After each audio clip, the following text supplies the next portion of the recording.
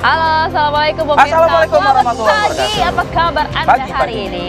Arif Fadil sehat dong hari ini? Insya Allah sehat walafiat. Ayah sehat. Kok agak syahdu gitu hari ini, kenapa sih? Iya, berusaha untuk jadi lebih Mengingat usia ya? luar biasa. Kalau ngomong langsung des kena. Besok gua nggak ada lagi di sini. Ayo pemirsa juga mudah-mudahan pagi ini tetap semangat ya, meskipun akhir pekan. Ayo dong, kita olahraga dulu dong, ya kan? Iya, ada yang lari pagi, ya kan? Iya, Ada yang kemudian lari kecil, jalan sehat gitu kan. Kalau kami berdua menemani Anda dengan sejumlah informasi menarik, tentunya di Apa Kabar Indonesia pagi hari ini. Oke. Kami pun nanti juga akan bahas, ada yang percaya diri sekali nampaknya. Menang satu putaran. Wow. Nih orang-orang jadi ada yang banyak lewat sini. Saya cukup satu putaran gitu. Satu putaran aja. Seperti Pilkada Jakarta, katanya ada yang mengklaim gitu ya, percaya diri sekali satu putaran. Apakah betul demikian? Nampaknya banyak juga yang melakukan hal ini ya. Tadi kita lihat kan ada teaser gambar sedikit ya, 47. 47 itu nggak satu putaran loh. Tapi kan belum kampanye, Vi. Itu dia. Nanti kita coba akan gitu. dalami ya dalam sesi diskusi ya. Tapi sebelumnya... Sesudah kampanye 45 rambutnya. Oke, kita hadirkan dulu rangkaian informasi pilihan ke depan Anda pemirsa. Ini ada Polres Padang Pariaman yang kembali menetapkan satu orang tersangka baru dalam kasus pembunuhan penjual gorengan. Tersangka yang baru ini berinisial MJ atau alias DN merupakan orang yang membantu tersangka IS dalam pelarian selama 11 hari. Tersangka dikenakan pasal 21 ayat 4 huruf A KUHP dengan hukuman 9 bulan penjara dan selama proses penyidikan diwajibkan lapor. Namun tersangka MJ alias DN ini juga terjerat kasus yang berbeda sehingga pelaku tetap diamankan oleh pihak kepolisian. Polres Padang Pariaman tetap melakukan pengembangan dan berupaya mengungkap fakta baru dugaan tersangka lainnya selain MJ alias DN ini.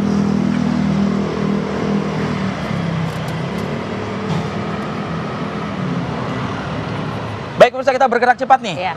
Berlanjut ke informasi berikut, seorang pria tiba-tiba mengamuk dan hendak menyerang para pekerja di kawasan pabrik minyak kelapa sawit di Desa Simpang Tais, Kecamatan Talang Ubi, Kabupaten Penukal Abab, Lematang Ilir, Sumatera Selatan.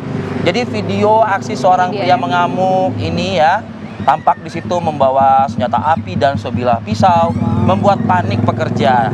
Petugas keamanan yang berada di lokasi ini langsung mencoba untuk mengamankannya. Namun kalau kita lihat pria itu menyerang ya dan juga mengejar para petugas serta menembakkan senjata apinya hingga mengenai tangan seorang anggota polisi. Belum diketahui memang CV apa yang menyebabkan pria ini kemudian begitu mengamuk di depan perusahaan ini. Namun petugas sudah mengantongi identitas pria tersebut. Bahkan informasi terakhir yang beredar juga bahwa pria ini juga mantan karyawan dari perusahaan tersebut. Mantan karyawan punya Senpi loh. Itu dia, pasti legal apa enggak? Nah, harus dicek ya. Oke pemirsa, dari Sumatera Selatan kami ajak Anda bergeser ke wilayah Deli Serdang kali ini. Seorang remaja siswa SMP Negeri 1 STM Hilir di Deli Serdang meninggal dunia pemirsa usai sakit setelah mendapatkan hukuman squat jam 100 kali. Nah, jadi usai mendapat perawatan medis selama kurang lebih 3 hari di rumah sakit, Rindu Syahputra Sinaga ini kemudian menghembuskan nafas terakhirnya. Sebelum menghembuskan nafas terakhir, Rindu mengeluh sakit pada bagian kaki hingga dengkul, bahkan mengalami pembengkakan di bagian pergelangan kaki. Sang ibu menuturkan anaknya ini dihukum guru pelajaran agama di sekolahnya lantaran tugas sekolah untuk menyetorkan hafalan Alkitab tidak bisa dipenuhi korban. Usai pulang sekolah, korban mengaku bahwa ia diminta melakukan squat jam sebanyak 100 kali. Akibat peristiwa tersebut, pihak kepolisian masih melakukan pendalaman, penyelidikan. Sementara Dinas Pendidikan maupun perwakilan sekolah belum bisa memberikan keterangan apapun terkait dengan hal ini. Benar ada tidaknya hukuman squat jam 100 kali ya terhadap siswa hanya karena tidak menunaikan hafalan pelajaran agama. Nah, Arif Fadil 100 kali squat jam kuat nggak? Saya squat jam, kalau squat jam masih kuat. Push up saya 5 aja ngops. Tapi ini yang kemudian harus ditindaklanjuti lagi, apakah betul kemudian kematian korban ini akibat hukuman fisik yang diberikan oleh guru Tapi tersebut? Tapi stop lah ya hukuman-hukuman yang seperti ini gitu ya. Baik pemirsa, kita berlanjut ke informasi berikut. Polda Jawa Timur masih terus melakukan pemeriksaan terhadap temuan 21 potongan kerangka manusia di kawasan rumah Pompa Wonorejo, Rungkut, Surabaya. Berdasarkan hasil identifikasi dari pihak kepolisian, diduga potongan kerangka manusia ini berasal lebih dari 2 orang.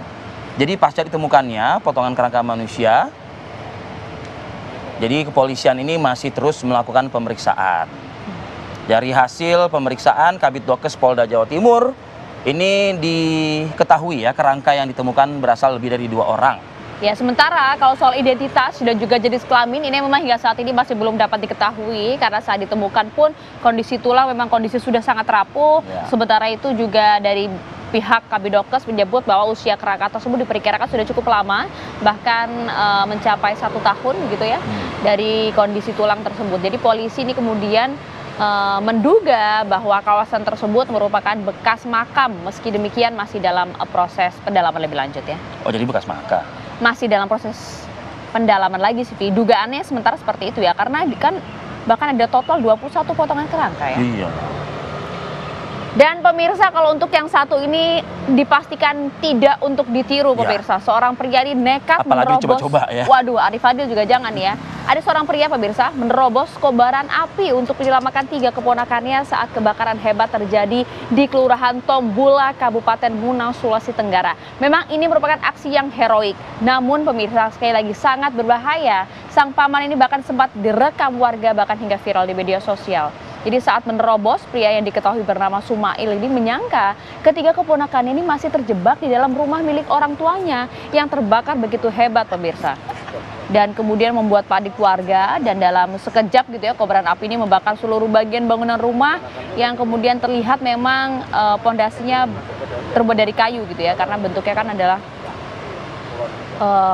rumah yang terbuat dari kayu. Dikatakan semi permanen ya. Jadi upaya pemadaman pun juga dilakukan dengan alat yang seadanya, di mana api baru berhasil padam, tapi ya seluruh bagian rumahnya habis terbakar dan bahkan rata dengan tanah ya. Nah, ini adalah kondisi korban yang berjibaku dengan api untuk menyelamatkan nyawa keponakan.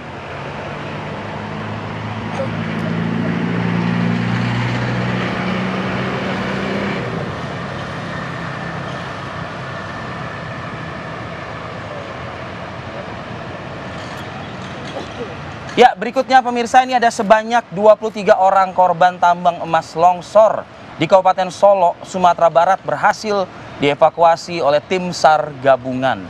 Diketahui pemirsa, ini masih ada 2 korban ya yang masih dalam proses pencarian dan evakuasi. Di mana belasan orang korban luka berat dan ringan sudah dibawa ke Puskesmas Talang Babungo dan dirujuk ke Rumah Sakit Umum Daerah Arosuka Solo untuk mendapatkan penanganan medis cukup intensif dan lebih lanjut. Dan memang dari upaya pencarian sendiri pun juga ini masih terus dilakukan. Memang kondisi medan yang cukup sulit, ditambah lagi mungkin cuaca juga yang menghambat ya proses evakuasi dan pencarian. Iya. Total kan kalau kita ketahui ini kan tim SAR BPBD sudah mengamankan dan sudah mengevakuasi total ada 23 orang ya. Dan belasan korban dinyatakan luka berat dan juga luka ringan. Saat ini juga sudah diperiksa secara intensif, dibawa ke puskesmas terdekat. Dan tinggal 2 lagi nih korban yang kemudian belum berhasil dievakuasi. Semoga hari ini harapannya harapannya cuaca hari ini mendukung, bisa berhasil dievakuasi. medan juga bisa ditangani dengan bantuan alat-alat yang mungkin juga bisa dikerahkan atau diterjunkan ke lokasi. Semoga harapannya seperti itu ya, Arif Fadil ya. Dan kami hadirkan juga untuk Anda informasi lainnya pemirsa. Di Ketua Umum Kamar Dagang Indonesia atau Kadin Indonesia hasil Munaslup 2024 Anindya Novian Bakri menjelaskan akan bekerja sama dengan Ketua Umum Kadin 2021-2026 Arsyad Rashid untuk menjaga kekompakan dan juga solidaritas di tubuh organisasi pengusaha tersebut.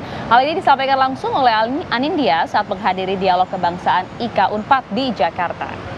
Menurut Anindya Novian Bakri sebagai Ketum Kadin hasil Munaslup 2024, dirinya mengakomodir berbagai macam masukan dan terbuka apabila Arsyad Rashid mendampingi dirinya sebagai Dewan Pertimbangan Kadin Indonesia.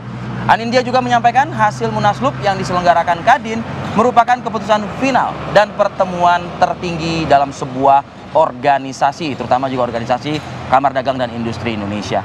Kita simak ya pernyataan dari Ketua Umum Kadin berikut ini. Ya, yang namanya dinamisme ini biasa. Tapi kan sudah dilaksanakan Munaslup kemarin. Jadi sebagai Ketua Umum 2024-2029, ya saya wajiblah untuk mengakomodir berbagai macam masukan. Nah, yang paling menarik kan ini sejarahnya ya mirip-mirip di tahun 2021, di mana selalulah ada duo yang kelihatannya juga baik-baik saja. Waktu itu memang formatnya satunya ketua umum, satu dalam pertimbangan, tapi sekarang ya karena udah berikan amanah 14 September jadi ketua umum, ya saya sangat terbuka apabila Pak Arsyad mendampingi saya tentunya di Dewan Pertimbangan ya.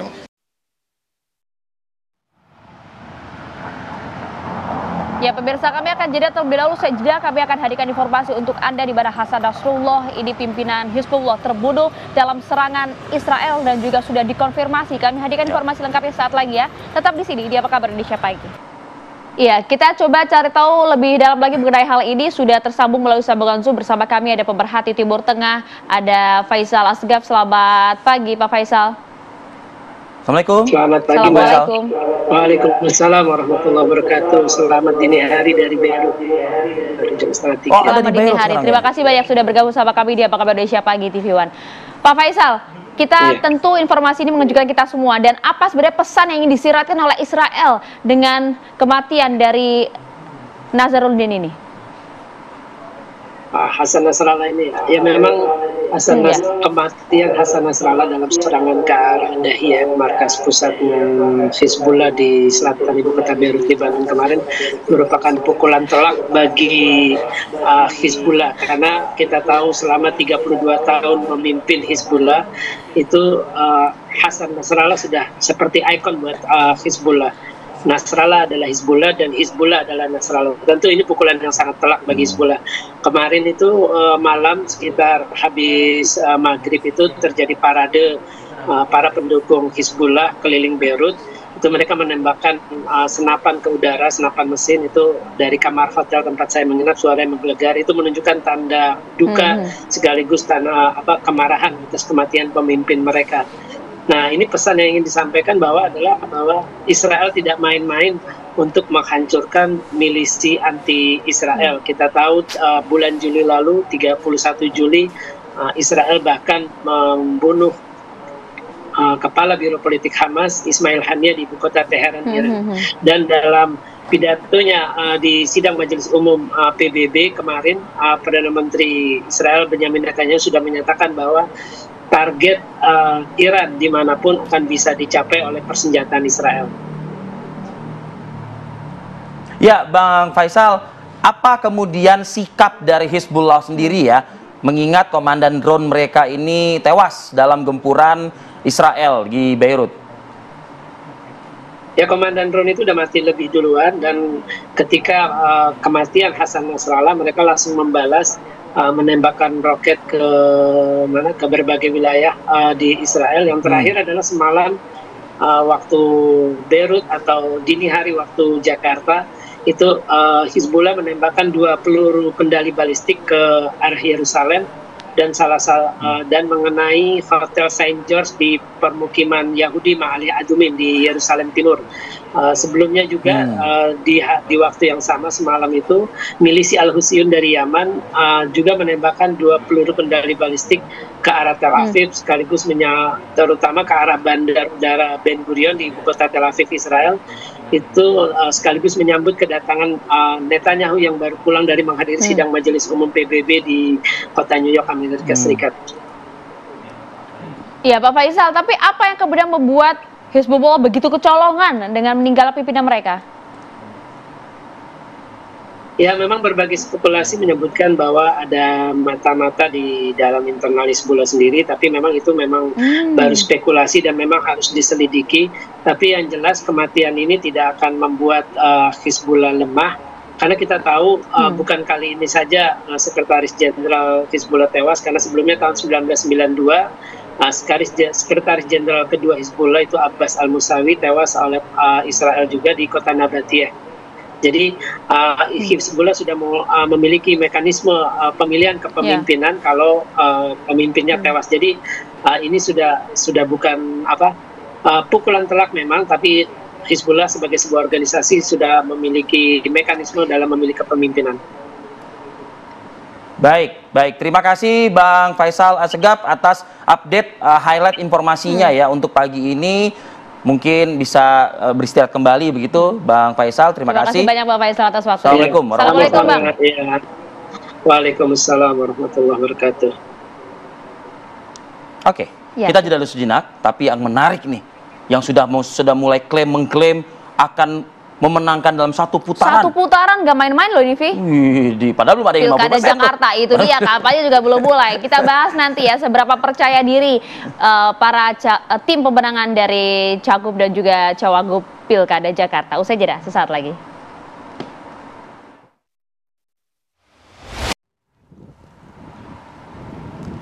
Hutan produksi milik perhutani di Lumajang, Jawa Timur terbakar pada Sabtu siang, pemirsa. Diperkirakan luas lahan yang terbakar ini sekitar 4 hektar. Belum diketahui penyebab pasti terbakarnya hutan, namun kobaran api yang membakar kawasan hutan yang berada di perbukitan Pucang Rangga, Desa Condro, Lumajang ini diketahui terus merembet dan meluas ya akibat hembusan angin yang cukup kencang. Warga menyebutkan titik api pertama kali muncul di bagian puncak bukit yang terdapat ilalang dan ranting kering. Diduga kuat kebakaran dipicu akibat gesekan ranting kering sehingga menimbulkan percikan api dan kemudian terjadilah kebakaran.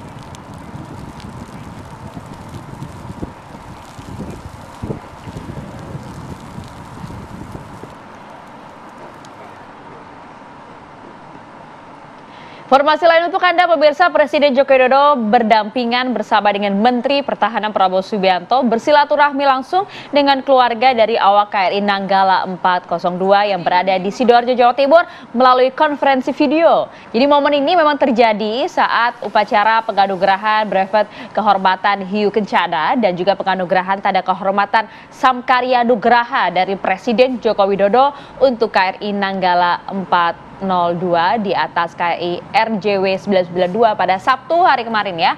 Dalam kesempatan itu Jokowi juga sempat menanyakan ini seputar bantuan yang diberikan pemerintah. Di antaranya adalah terkait dengan perumahan serta fasilitas pendidikan. Ya, jadi sebelumnya bantuan perumahan ini diberikan langsung oleh Prabowo Subianto pada hari lalu. Di total pemirsa ada 53 unit rumah yang khusus diberikan kepada keluarga atau ahli waris dari awak kapal selam KRI Nanggala 402.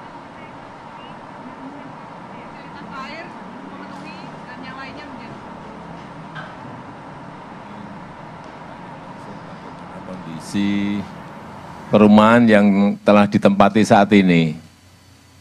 Siap, mohon izin Bapak. Untuk kondisi perumahan saat ini dalam keadaan bagus, mohon izin, alhamdulillah. Untuk fasilitas, alhamdulillah dekat dengan BK, BP maupun ke sekolah, mohon izin Bapak. Kondisi rumah bagus itu seperti apa? Siap, mohon izin, untuk perumahan terawat, mohon izin. Untuk fasilitas air memenuhi dan yang lainnya, mohon izin. Terus terkait dengan pendidikan anak-anak, apakah Siap, saat ini dapat menempuh pendidikan semuanya dengan baik?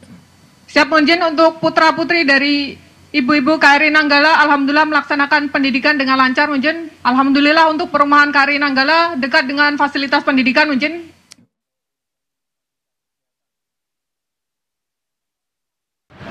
Saya serahkan kunci dan sertifikat rumah khusus ini kepada para ahli waris KRI Nanggala 402. Semoga rumah khusus ini dapat bermanfaat dan memberi penghidupan yang lebih baik.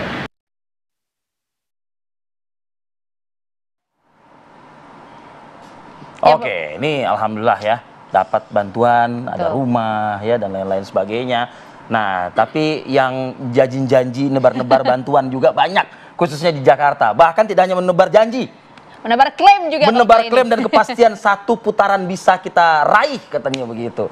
Padahal belum ada yang 50%. Itu dia, tiga-tiganya bakal mengklaim sama-sama akan menang satu putaran. Kita lihat dulu informasi berikut ini ya.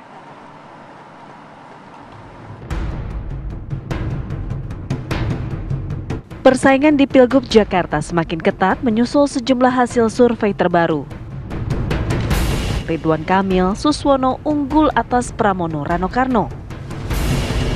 Survei Poltreking merilis pasangan Ridwan Kamil Suswono meraih 47,5%, unggul 15% atas Pramono Rano Karno yang mendapatkan 31,5%. Sementara Dharma Pongrekun Kunwardana 5,1%. Sedangkan 15,9% tidak tahu atau tidak menjawab. Poltreking menilai selisih keunggulan Ridwan Kamil Suswono atas Pramono Rano Karno masih kompetitif. Sebelumnya, Lembaga Survei Indonesia LSI juga merilis Ridwan Kamil Suswono meraih 51,8%, unggul atas Pramono Rano 28,4%. Sedangkan Dharma Pongrekun Kunwardana mendapatkan 3,2%. Meski begitu, masih ada waktu 2 bulan lagi untuk membolak-balikan hati warga dalam memilih calon pemimpin Jakarta ke depan. Tim TV One mengabarkan.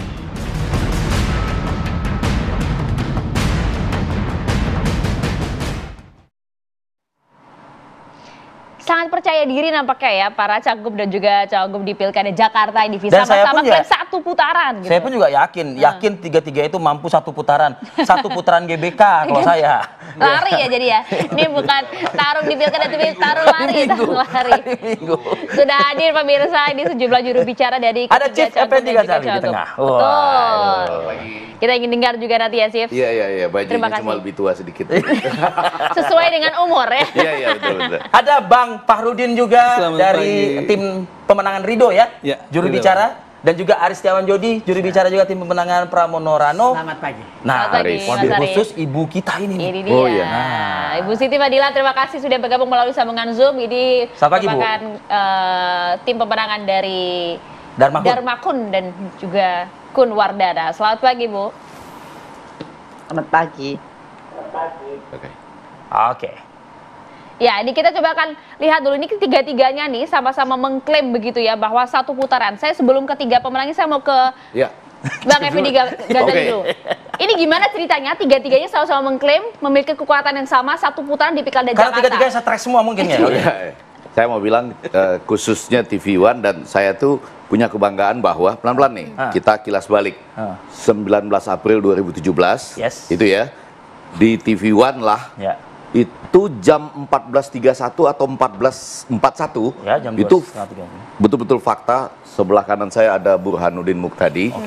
Kitalah yang pertama kali menyatakan baru jam 14.41 atau 14.51, quick count masih rendah sekali yang masuk.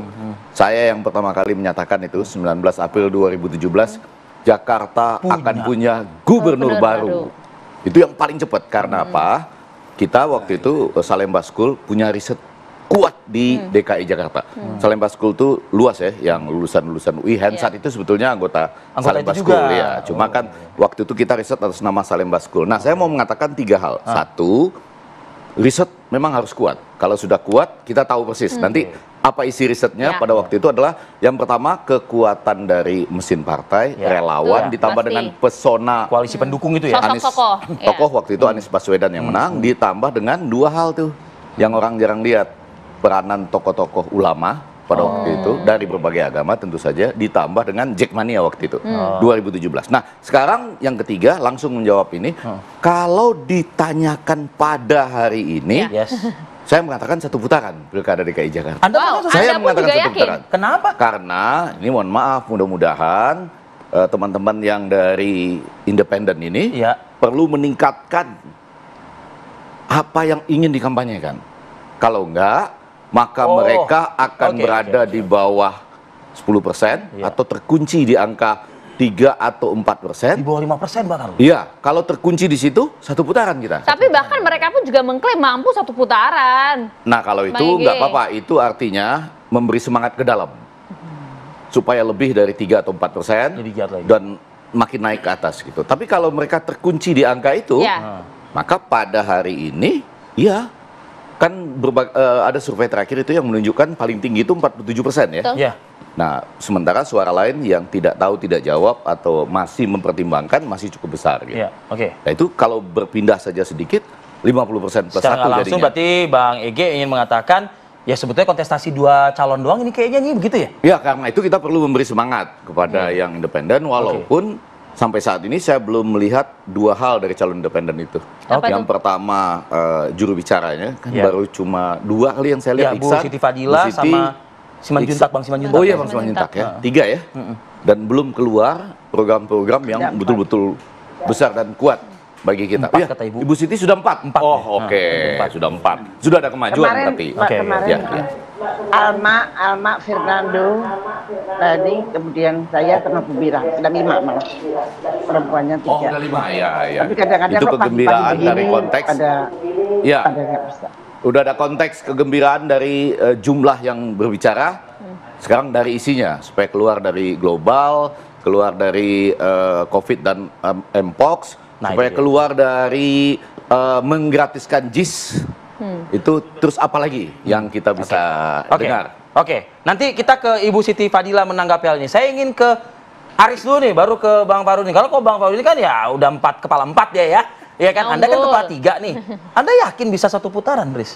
Jadi, alhamdulillah dari survei terakhir tracking ini, jujur kami di tim pemenangan ini semakin yakin, insya Allah di tanggal 27 November nanti tim Pramono Rano ini menjemput kemenangan, menjemput Jakarta menyala 1 putaran. Karena apa? Hasil survei, harus lah ya kan. Hasil survei ini menandakan 3 hal ya. Yang pertama adalah bahwa yang terpenting dalam lembaga survei elektabilitas ini yang pertama adalah tren. Ya, tren. Yang paling penting ada tren, elektabilitas. Kita belajar dari Pilkada 2017, Bang Effendi tadi sampaikan, dari 2012 bahkan hampir sama mirip-mirip waktu itu angkanya waktu itu, bahwa tren yang naik inilah yang sebenarnya ditunggu-tunggu. Gitu. Jadi sebenarnya kalau saya ya, kami di tim pemenangan kalau misalnya kita paling atas tapi trennya turun, justru deg-degan Pak. Gitu. Justru deg-degan. Ngomongnya langsung ke Bang Farudin. Tapi meningkat. Nah, agak mundur ya. Tapi kan trennya meningkat. Walaupun begini Mas. Saya tidak bisa membandingkan survei poltreking dengan poltreking sebelumnya, tetapi kan ada survei LSI sebelumnya. Iya betul. Ya kan? Nah, walaupun hanya berjarak 3 hari, 51,3 arahnya gitu. Misalnya kan ini kan berbeda minggu lah. Jadi di 1 minggu yang berbeda ini ada kenaikan 3%. Kurang lebih masih bilang ada. Yang lain yang ini turun, yang langsung aja. Nggak usah muter-muter nih. Sekarang 3% naiknya 3%. Kan masih ada 10 minggu lagi. Bayangkan kalau misalnya tiap minggu turun. 3 kali 10 30. Sekarang 31. Insya Allah bisa 60%, Pak. Ini kan hitung-hitungan kasar. Iya, itu hitungan kasar. 1 putaran. Tetapi tadi saya menyampaikan ada 3 hal. Yang pertama adalah tiap minggu namanya 3% ya? Iya, bisa jadi kan? Banyak bener. Iya. Itu dia. Hal ini kan menandakan 3 hal ya. Yang pertama adalah bagaimana memang sambutan masyarakat yang luar biasa terhadap Mas Pram dan Bang Dul di lapangan. Karena apa? Karena Mas Pram ini baru namanya muncul ya di tanggal 28. Itu nggak sampai 10 hari Pak. Sudah disurvei tapi sudah 31. Yang kedua adalah masyarakat Jakarta semakin paham dan semakin rasional bahwa program-program yang ditawarkan Mas Pram dan Bang Dul benar-benar program yang dibutuhkan masyarakat. Tidak muluk-muluk dan masuk akal. Yang kagak ribet. Misalnya apa? Mencari pekerjaan lebih gampang. Gitu kan Mas Pram misalnya nggak ribet-ribet. Misalnya kemarin di Dusun Tanah Tinggi menyampaikan. Kagak ribet dah gitu ya. Kagak ribet. Masyarakat Bang, kita nggak mau dah ini. Ngapain Jakarta ini kayak Dubai dan lain-lain. Yang penting kita kerja Bang. Oke, kerjanya nanti ada salah satu program selain sentralisasi informasi dan pelatihan dan job fair di setiap kecamatan, ada juga nanti PPSU akan dibuka kembali dan syaratnya diturunkan. Yang tadinya SMA jadi lulusan SD bisa. Yang penting ada kejujuran dan etos kerja. Yang ketiga apa? Yang ketiga adalah bahwa ini masyarakat ini semakin tinggi popularitas Mas Pram Bang Dul, ini masyarakat semakin suka. Artinya apa?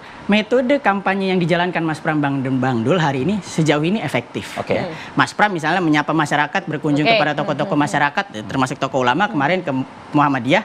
Ya ini semangatnya apa? Semangatnya ini menyatukan aspirasi masyarakat. Karena ingin memulai dari bawah. Nah, Bang Dul misalnya kemarin yang terakhir nih, sampai nangis Pak. Jadi ada ibu-ibu itu ketemu Bang Dul aja dipeluk sampai nangis. Karena apa? Bang Dul ini seperti orang yang hidup, lahir, dan tumbuh di Jakarta. Bahkan membawa Jakarta ke pentas nasional melalui tayangan Sidul. Oke, jadi sebegitu yakin 1 putaran dari 3 faktor itu. Ini udah mulai. Hidup, lahir, tumbuh besar. Wih, itu udah mulai arahnya udah ada. Emang yang lain hidup tumbuh besar di Jakarta, tapi dicalonin di Banten. Nah, udah. Tapi kan kita paham. Balik pulang kampung. Enggak tambah 4, ada 4. 3 aja cukup. 3 cukup. Oh, kirain relawan Abah pindah ke Pramono Rano nggak masuk? Itu kan bisa dilihat dari datanya. Itu ada banyak proporsinya ke sini kan. Ada ya? Makin jelas. Bang Hampir Fadli, 40%. Gimana nih Bang? Bagaimana antisipasi tiap minggu kehilangan 3% itu Bang? Itu dia. Pertama, kalau melihat misalnya data-data survei tadi ya, kami masih optimis. Pertama melihat urutan RK Suswono itu masih tertinggi. 51,8% ini kan hasil survei yang dikeluarkan oleh LSI. Kemudian poll tracking 47,5%. Ini kan 2 lembaga survei yang berbeda. Masing-masing memiliki metodologi yang berbeda. Tapi kan waktunya berbeda dan juga Bang. kredibel. Nah, waktunya juga berbeda. Metodologi harusnya sama ya. Iya, maksud saya kita tidak bisa menggunakan misalnya poll tracking untuk mengukur LSI dan sebaliknya itu. Jadi kalau misalnya mau mengukur LSI ya dengan data LSI yang selanjutnya. Begitu juga poll tracking dengan poll tracking yang selanjutnya. Sebab tentu saja ada detail-detail yang berbeda satu dengan yang lain. Sejak awal kami optimis kenapa? Itu juga agak kurang tepat. Mungkin margin errornya yang Iya, margin errornya iya, Bang. Kalau dari segi margin errornya iya. Nah, kenapa kami optimis sejak awal? Karena memang partai yang mengusung RK Suswono ini ada belasan partai. Kalau misalnya ibarat sebuah kereta, lokomotif di depannya adalah RK Suswono, gerbong-gerbong di belakang ini adalah partai-partai yang tentu saja bukan gerbong kosong. Masing-masing di dalamnya ada penumpang, masing-masing di dalamnya adalah konstituen dan jumlahnya itu tidak sedikit. Sehingga kami tidak hanya melihat pada variabel survei saja, tetapi fakta bahwa sejak awal real konkret di lapangan kami ini adalah kereta besar dengan gerbong-gerbong yang besar. Ya bicara misalnya PKS saja sudah 1 juta suara. Kemudian bicara di situ ada Gerindra itu 700.000. Ridwan Kamil saja bilang katanya kami kuasai Jakarta Timur dan Jakarta Selatan katanya begitu. Ya diantaranya. Saya Jakarta Timur Pak saya Pak. Tapi belum tentu. Jadi kemana? Saya Jakarta Timur.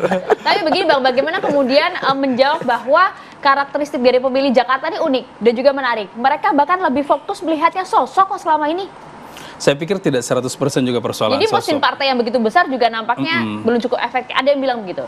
Nah, saya pikir mesin partai tetap akan bekerja. Masing-masing tentu akan menjaga konstituennya. Masing-masing, apalagi dengan kehadiran sosok RK, saya perlu diingat bahwa RK ini jangan hanya dibayangkan satu sosok yang datang ke Jakarta tidak pernah bersentuhan dengan Jakarta. Bicara track record, Siapa yang bilang gitu Bang? Siapa yang bilang gitu? Iya, beberapa orang yang mungkin memandang seperti itu bahwa seolah-olah ini orang sosok asing yang mungkin tidak ada kaitannya dengan Jakarta. Dari segi track record misalnya, baik sebagai profesional maupun sebagai kepala daerah, RK sudah pernah bersentuhan dan berkontribusi bagi Jakarta. Sebagai profesional, jangan lupa beliau pernah menjadi penasehat gubernur, baik Bang Yos selama 2 tahun. Sama fokus selama 5 tahun penasehat gubernur bidang arsitektur. Kemudian sebagai kepala daerah, beliau telah berkontribusi mengatasi banjir yang ada di Jakarta. Di masa beliau inilah dibebaskan dan waduk di Sukamahi, kemudian waduk di Ciawi yang berhasil menampung 30% banjir kiriman masuk ke Jakarta. Dengan kata lain, beliau sejak masuk di Jakarta itu sudah berkontribusi bagi masyarakat Jakarta. Bukan sosok yang sama sekali baru dan tidak berperan terhadap kemajuan Jakarta. Karena memang kan jargon kita kan Jakarta baru, Jakarta maju. Jadi calonnya 3, gubernurnya 1. Bismillah nomor 1. Calonnya 3, gubernurnya 1. Bismillah nomor 1. Ada pantun juga nggak? Ada yang biasa menang nomor 3 di Jakarta 2012 2017 yang menang itu nomor 3. Oh ini fakta. Dan beneran saya bilang kan, dia nggak gini kan? Gini. Tuh, bener nggak? Nggak gini ya? Iya kan? Beberapa minggu lalu kan saya prediksi mereka nggak akan gini, tapi gitu ya. Oke. Tapi nggak gini sambil gini, nggak kan? Ya gitu. itu bisa nanti lagi. Bu Siti Badila. Flashback kalau itu ya. Bu Siti Badila, silakan Bu. Ada komentar Ibu juga Bu terkait dengan analisa yang disampaikan oleh Bang Effendi Ghazali tadi Bu. Ini perlu ada gebrakan, genjotan yang lebih. Pak Effendi mudah-mudahan tidak membandingkan, ya pasti membandingkan independen dengan yang dari partai. Kita sangat berbeda banget karena logistiknya juga berbeda. Kalau dari partai itu atau petugas partai itu logistiknya berlebih-lebih. Kalau kita kan kurang, jadi kita punya cara tersendiri dan kita tidak punya apa namanya konsultan politik. Jadi tidak punya surveyor yang khusus. Kita tidak bisa bayar karena kita uangnya tidak sebanyak petugas partai. Kami punya cara tersendiri. Walaupun itu kecil dari 3, sekian ke 5,1, tapi kalau di persentase kenaikannya paling besar loh. Dan jangan lupa bahwa masyarakat banyak itu masih ada sentimen terhadap partai politik. Semenjak MK kemarin mengeluarkan itu, dan kemudian partai-partai politik itu mau mengadakan suatu revisi RUU Pilkada, itu masih terngiang di masyarakat bahwa rakyat itu belum tentu aspirasinya dibawakan oleh partai politik. Jadi sentimen ini kemungkinan bisa mendongkrak kita. Dan walaupun kecuali kalau uang, nah kita memang kalah. Kalau politik uang, nah itu. Kalau kita betul-betul bertanding secara bersih, secara benar-benar. Tapi kalau dengan politik uang pasti kita kalah. Nah itu dia yang kita masih. Ini kan saya dengar di kampung di dekat kompleks saya itu dari paslon tertentu mengklaim PIP itu menjadi hasil karyanya mereka dari paslon tertentu. Nah itu bagaimana itu sampai ke bawah-bawah, pada PIP itu kan program negara, program nasional, tapi diaku oleh salah satu paslon. Kami nomor sedang 1 apa nomor 3? Menginikan bagaimana melaporkan itu ke Bawaslu. Lah hal-hal yang kayak begitu yang tidak terlihat. Tapi kalau simpati masyarakat begitu turun, itu sangat mengharapkan. Apakah nanti putaran 1 atau 2 itu nggak masalah, karena kami memang baru mencobakan independen, selama ini kan selalu kalah. Jadi tapi paling tidak penambahan jumlah persentasenya sudah cukup pesanan. Dan ini menunjukkan optimisme ya, Bu. Ada poltrekkingnya tidak pesanan dari netizen. Netizen dari poltrekking, dari netizen yang asli bukan pesanan kita. Kita juga kaget tiba-tiba ada poltrekking seperti itu, bahwa independen itu dapat 41%. Kemudian yang nomor 1 Pak RK itu 37, dan kemudian Pak Pramono Anung itu 22%.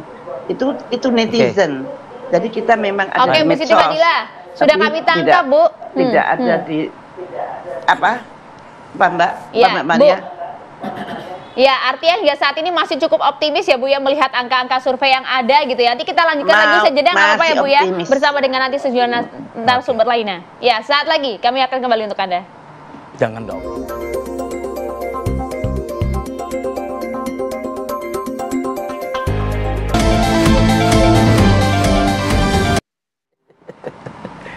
Ya, kita lanjutkan diskusi pemirsa. Bang Ike, jadi bagaimana Bang? Mereka sama-sama kemudian berdasarkan hasil survei yang mereka yakini gitu ya, yang satu ada yang naik dan akan tetap naik, bahkan juga tadi Bu Siti Fadila tidak percaya partai peningkatan politik kita itu tidak percaya partai politik, peningkatan kita cukup besar gitu ya. Tapi kalau dari hasil hitung-hitungan sebenarnya akan seperti apa? Kita kasih semangat semua. Yang disampaikan Bu Siti Fadila itu bagus juga, karena kan netizen, walaupun itu pasti tidak tergolong survei, polling lah gitu ya.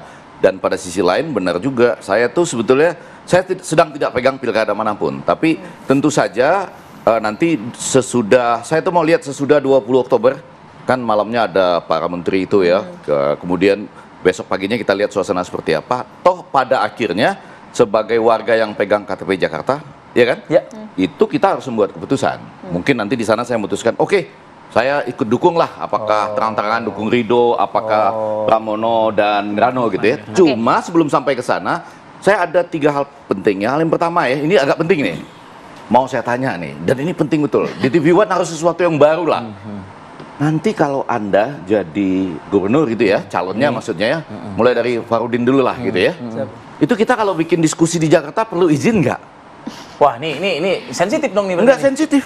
Saya undang-undang aja.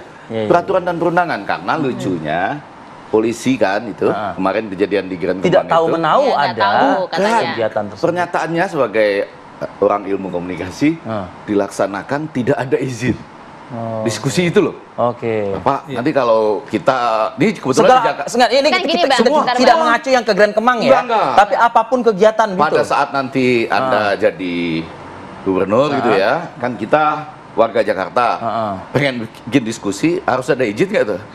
Kalau Bang RK dalam beberapa kesempatan Bang selalu mengedepankan bahwa pertama, yang pasti aja nih kan? Iya, maksudnya yang pertama bahwa beliau tentu sangat menjaga sesuai dengan regulasi. Tetapi kedepannya dalam membangun regulasi dia sangat banyak melibatkan aspirasi masyarakat. Karena gagasan bagi beliau itu bukan hanya inspirasi bagi kandidat, tetapi juga aspirasi dari bawah. Banyak kesempatan beliau menyampaikan 70% dari kebijakan-kebijakan kita itu kedepannya itu lebih pada aspirasi masyarakat, Bang.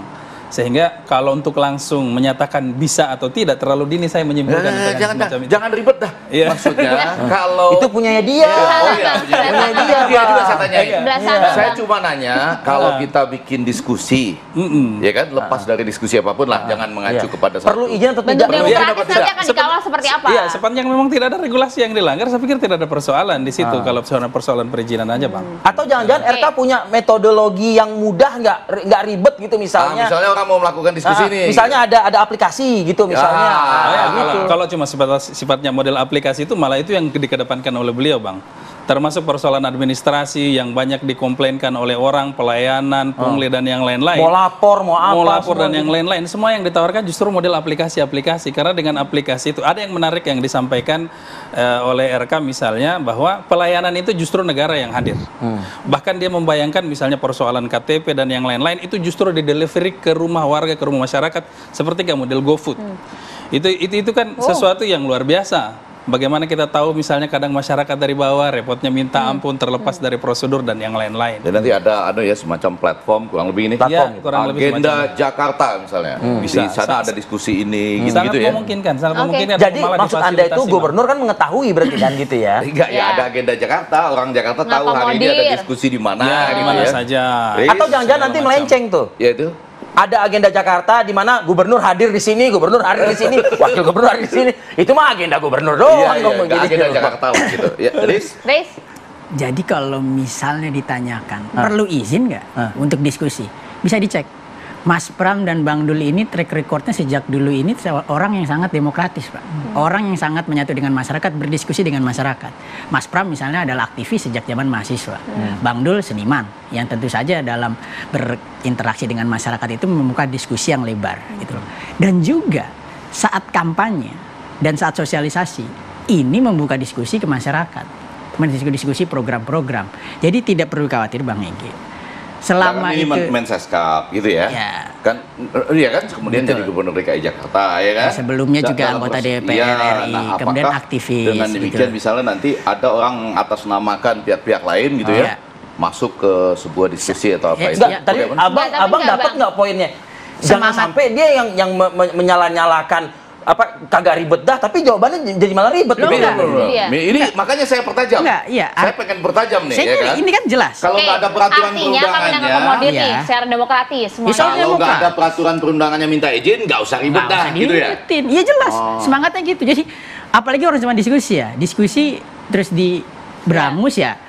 Itu kan menyalahi semangat kita. Kalau ada ini tak mengacu kepada pertemuan kemarin juga tidak kan? Enggak. Jakarta Karena memang semangat Mas Pram bahkan dari kegiatan sosialisasi dan kampanye dan perumusan program-program kampanyenya. Ini program yang dari diskusi masyarakat kok. Maka masyarakat misalnya menyatakan, "Bang, kita air bersih kurang, susah. Di Jakarta masih susah air bersih." Nah, Mas Pram janji 100% nanti tersalur air bersih itu ada. Kemudian Mas Pram bilang, nanti Mas Pram dan Bang Dul karena sedang ngecek, Pak ini KJP-KJMU kita sudah nggak dapat, gini kemarin dapat, pokoknya yang sebelumnya dapat sekarang nggak dapat, nanti dapat, gitu loh. Artinya apa? Dan sekolah akan digratiskan yang baik yang mudah loh, negeri dan swasta. Ini kan bicara soal pendataan, Riz. Tetapi kan komitmen. Jangan kemudian sampai di awal aja nih. Enggak, sekolah digratiskan untuk swasta dan negeri, SD sampai SMA. Bahkan nanti pemegang KJP-nya, yang kemarin aja ini pemegang KJP-nya masuk Ancol sama TMI gratis. Saya kasih tahu nih, kameramen aja bahagia bener.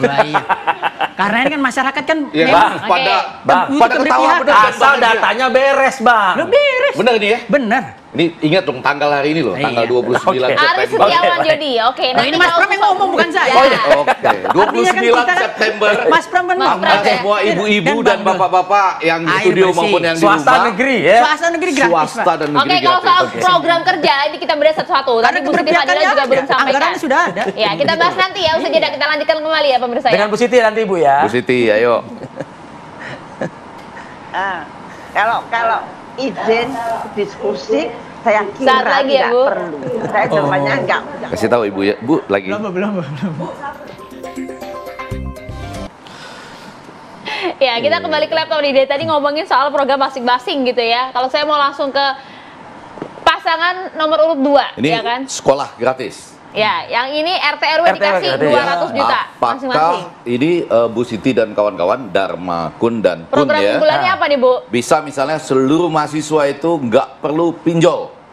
Karena seluruh kebutuhan kuliah dijamin pinjamannya oleh Sosok Dharma Pongrekun kan ahli cyber juga. Gitu. Atau mungkin juga punya unggulan lain ya, silakan. Silakan Bu Siti, silakan.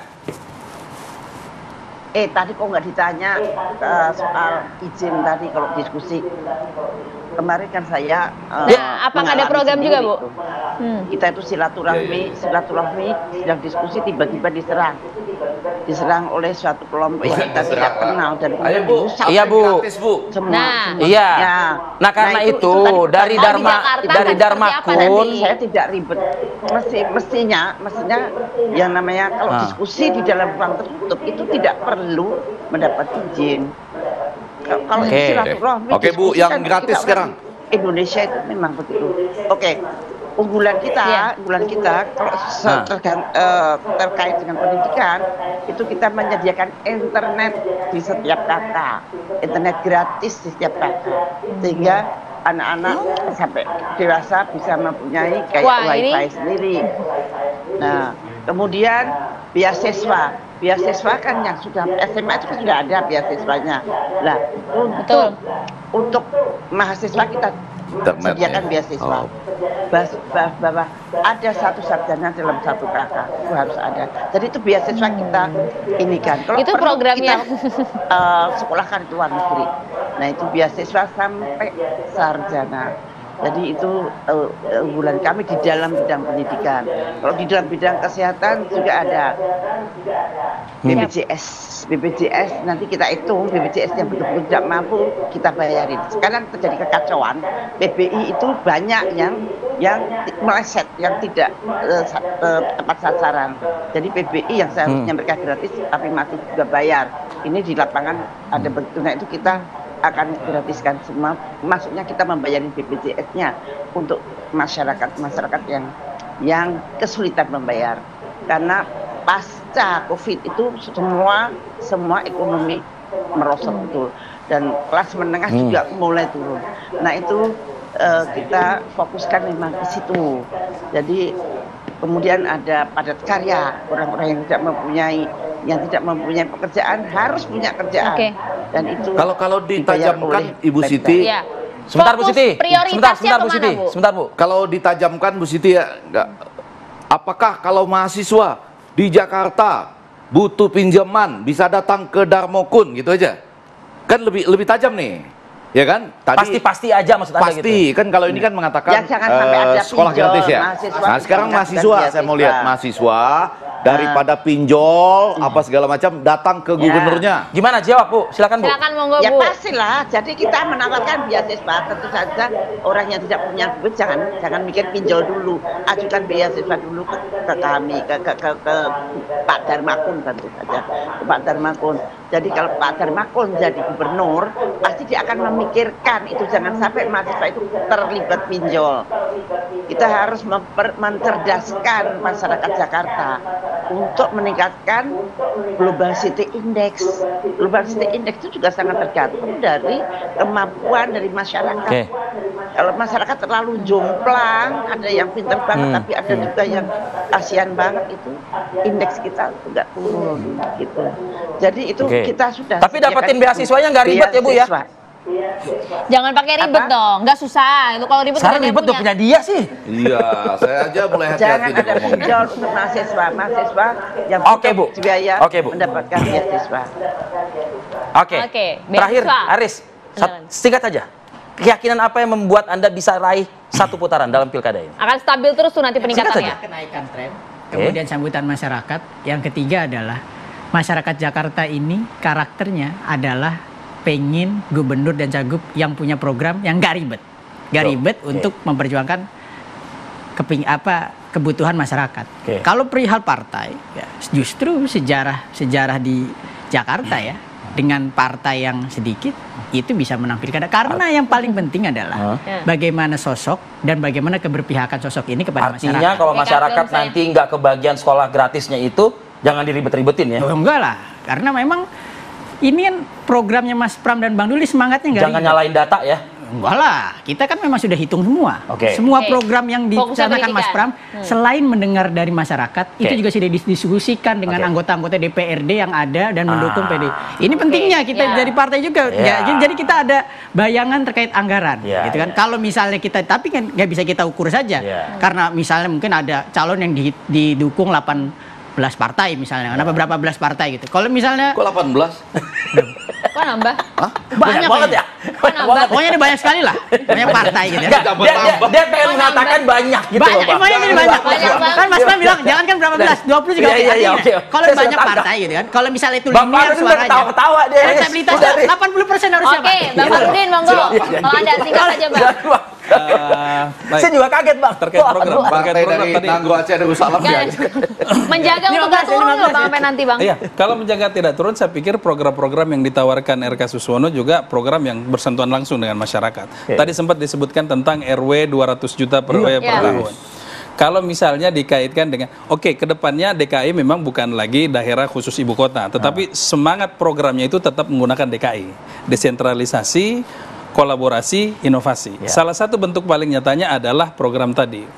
Desentralisasinya di mana kita bersentuhan langsung dengan RW-RW. Ada sekitar 2.700 RW di Jakarta. Ini bukan bicara gaji, operasional istilahnya ya. Bukan bicara operasional, tetapi betul-betul langsung diberdayakan kepada mereka. Dari segi kolaborasinya, program yang akan ditawarkan bukan dari pemerintah provinsi, tetapi mereka sendiri akan meng-create. Kenapa? Itu nggak salah sasaran, khawatir nanti anggarannya justru difokuskan tidak, insya Allah tidak akan salah. Insya Allah tidak akan salah sasaran, karena tetap juga ada pelibatan pemerintah provinsi di situ, pengawasan bersama, dan masyarakat dilibatkan di situ.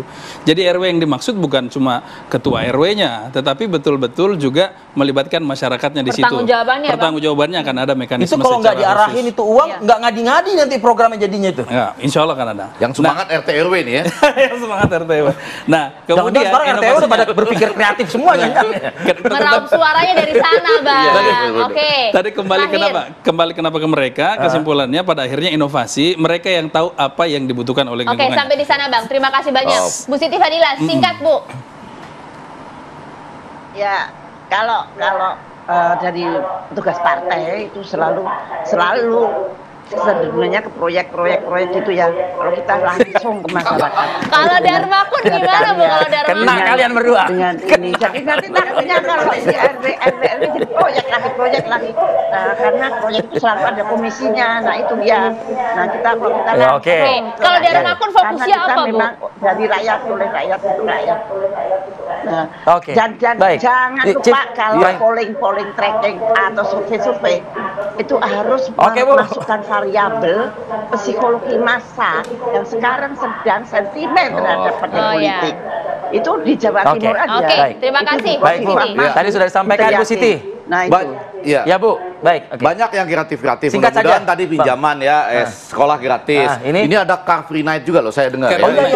Itu keren loh. Kita punya pasar malam seperti di Thailand, di Vietnam dan lain-lain. Tapi saya rasa ya pada waktunya nanti itu kita kan harus menentukan pilihan juga. Kalau saya sekitar 22 Oktober lah nanti saya lihat ya. Kelihatan sih ya. Iya, kalau kita harus berpihak juga dan kita mungkin tinggal membuka peta psikografik yang pernah kita punya. Jadi ulama ke arah mana, PKS itu yang kuat ke arah mana, ditambah dengan tadi Jackmania rasanya nggak terlalu berubah lah walaupun masih cair. Dan di atas itu semua sekali lagi tentunya tadi seperti kita harapkan diskusinya juga yang bermanfaat, bagaimana menatap diskusinya dan lain-lain ya.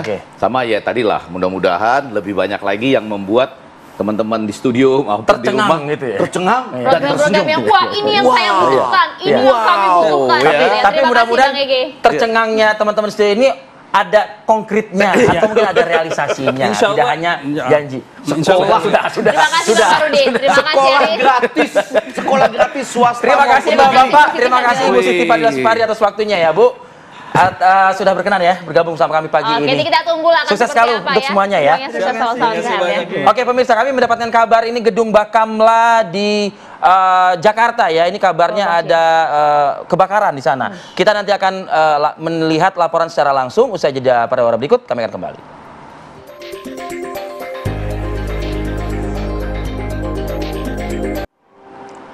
Ya, kembali lagi di Apa Kabar Indonesia Pagi. Saya langsung ingin ajak Anda pemirsa untuk melihat situasi terkini di lapangan terkait kebakaran yang melanda gedung Bakamla di Menteng, Jakarta Pusat. Sudah ada Yohanes Ronardo. Silakan informasi dari Anda.